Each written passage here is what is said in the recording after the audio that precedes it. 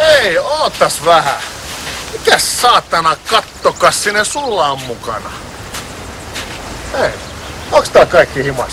Ei kun tää on Jussi ja se on mun kaveria ihan normaali, se on niinku mäkin. Helvetti. Suklaapoikiahan te olette. Hei, täällä mitään tuhkaluukkumeininkiä siedätä, sen tiedätte. Ei mä mitään suklaata myydä, kun telttapaikka vaan. Paska, tää on häämatkalla. Ei kun polkupyörämatkalla. Perkelee mitään pyllyleikkejä sitten, tämä vielä molempia enää. Anne.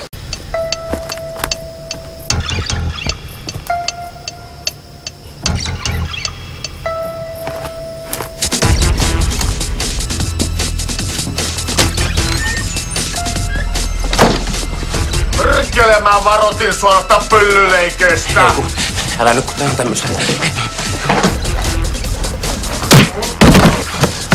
Otono! Nonihin, missä se toinen pässi on? Perkele, mä hakkaan teet molemmat!